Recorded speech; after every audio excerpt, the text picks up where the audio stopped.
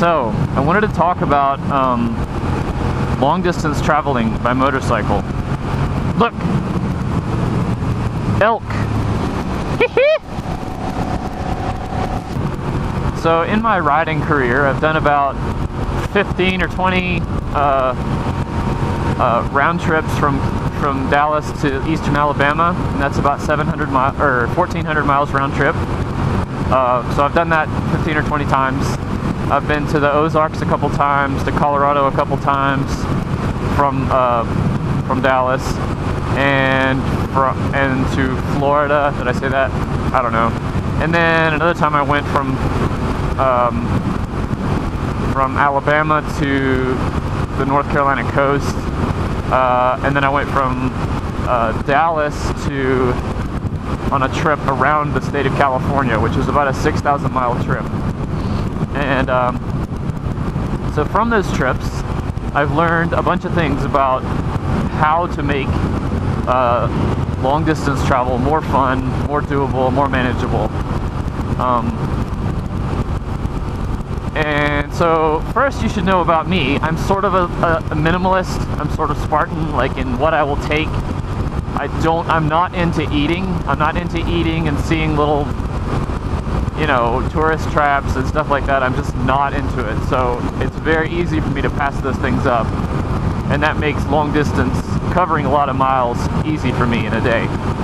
I don't need to, have a big sit-down dinner or breakfast or lunch.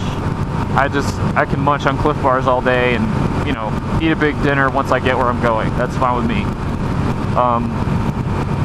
So with that in mind, what I learned was get off the bike frequently, or at least at every gas stop. Make sure I get off, because what I was trying to do when I very first started going between Texas and Alabama was I'd pull up to a gas pump, not even get off, just fill it up and hit the road again. And it was just grueling. It didn't really seem to save me any time, because I'd have to take a break somewhere. I'd be so exhausted I'd stop at a Wendy's or something for lunch. But since then I learned if I just get off the bike for 5 or 10 minutes, pump my gas, go inside, use a bathroom, eat something, drink something, just keep my spirits up, then I don't have to stop for lunch or breakfast or anything like that. It's a lot easier. First, you need to kind of figure out what your daily limit is. It's really important to know that. If you've never ridden, for more than a few hours at a time, try riding all day long and see how many miles you cover and see how you feel at the end of the day. Pay attention to yourself. And also, if you took any long breaks during that ride, make note of that too. If you sat down for 2 hours, visiting somebody or having lunch or whatever, or doing something, that is time for your body to recoup. So, take that into account. But essentially, just figure out your daily mileage limit, what you're comfortable covering in a day. You don't want that to be so much where you start to get fatigued to the point that you're making stupid mistakes on the road and missing turns and stuff like that. It's just not good. Excuse me. So figure out your daily limit, your daily mileage limit, by riding. I mean, that's the only way to really figure it out. And then do things to your bike to make it a little more manageable. Tweak the bars, adjust your handlebars to suit your riding style. If the wind bothers you, and this is something you may not really realize, but the wind buffeting on you, like right as I am right now, actually it's not too bad. I found a tank bag will help to sort of divert some of the wind and make it not so bad on your chest. But what you don't want is a lot of tugging and buffeting on your chest and stuff while you're riding, and your shoulders. While it might be manageable and it's not driving you off the road, it fatigues you. It really fatigues you, because anything that's constantly twitching you around and tweaking your body requires your muscles to constantly be counteracting that. And over hours and hours, that really wears on you. It wears on your nerves, it wears on your muscles. It just drains you. So put just a big enough windscreen on your bike where it keeps that buffeting off of your chest. Now you probably still want wind on your helmet. First of all, if you're gonna ride long distance, I highly recommend a full face helmet. I would not go with a 3/4 or definitely not a chrome dome type thing. Just don't even go there. You know, if you're riding a Goldwing or a huge bike with a big giant windshield, then I could see you going with a 3/4 helmet. Full face is still my preference, but to each his own.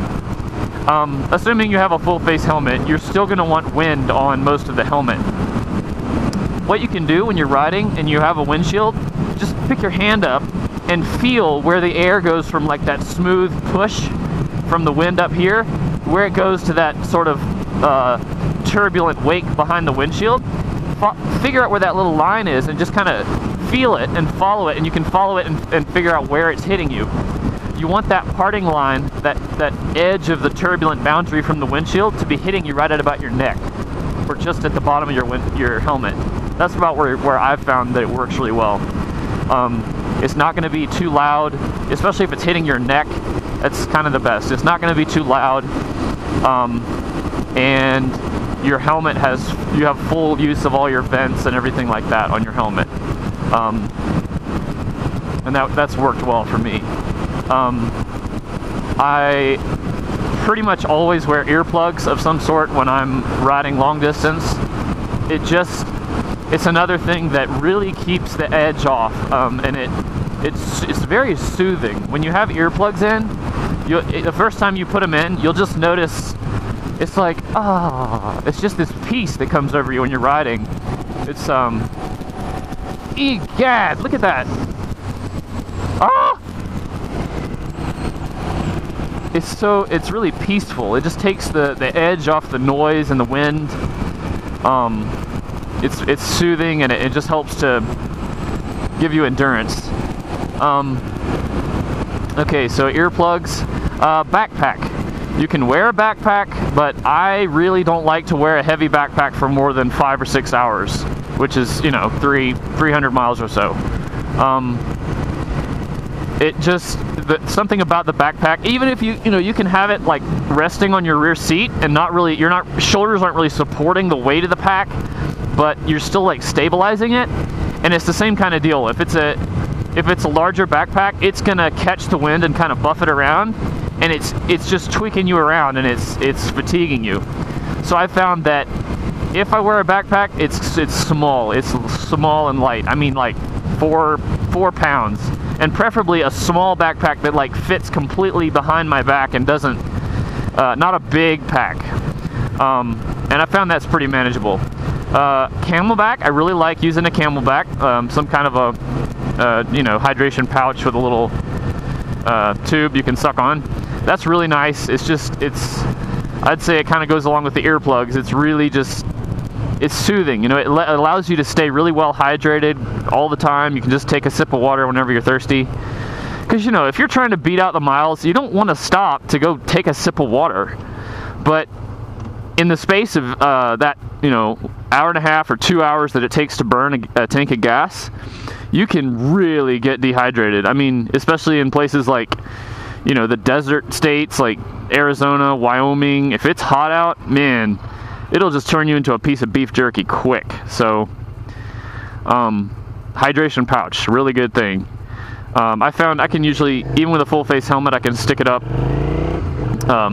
stick it up underneath my chin piece, and I can suck on it fine. And obviously you'd wear that with a small backpack just coming over your shoulder. Let's see, other stuff. Tank bag is awesome. Get a tank bag. It is super cool. For my longer trips, I like to print out a little piece of paper with like every road that I'm going to go on, and kind of note my turns, mileages, just whatever, and I'll have that in my little map pocket here. It's really good to be able to have a way to be able to charge your phone. So what I've done on my bike is I put a little cigarette lighter you know, little 12-volt outlet thing that's attached straight to my battery, so the bike doesn't even have to be on for me to be charging my phone or my GoPro or whatever.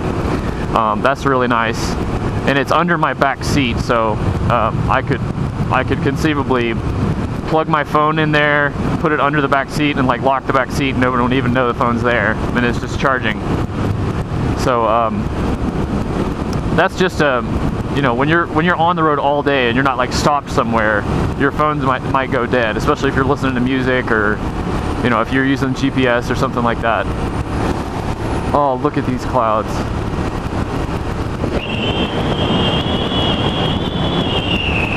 That is so epic.